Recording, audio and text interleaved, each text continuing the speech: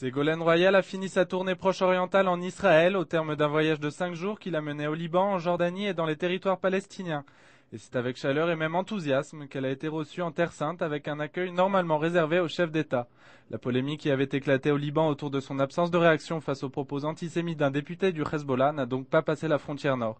Et c'est surtout sa position sur le dossier iranien que les Israéliens voudront retenir. Vous avez devant vous la seule responsable politique française qui s'est clairement exprimée contre l'accès de l'Iran au nucléaire civil. Moi, je considère que là se trouve le plus grand danger pour la sécurité d'Israël et du monde. Pas seulement d'Israël d'ailleurs, de toute cette partie du monde. Et qu'il ne faut pas laisser l'Iran accéder au nucléaire civil. Ce sera ma position si je suis élu président de la République.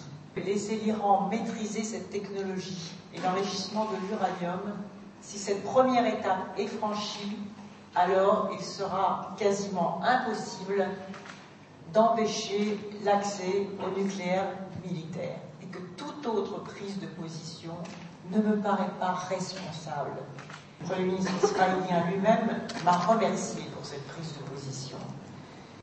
Une position originale donc dans l'échiquier politique français. Originale également l'empreinte qu'elle entend donner à la politique extérieure française dans la région, elle qui se déclare favorable à un dialogue avec tout le monde. Tout le monde, cela signifie aussi le Hamas, dont elle n'avait pas rejeté l'idée d'en rencontrer les membres. Un point qui n'a pas été abordé lors de ses rencontres avec les responsables israéliens, mais sur lequel la candidate a tenu à s'expliquer.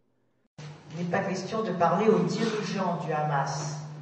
En revanche, si des circonstances s'y prêtent et si les conditions sont remplies pour faire progresser un certain nombre de processus décidés par les dirigeants des pays concernés, à ce moment-là, on ne doit fermer la porte à rien.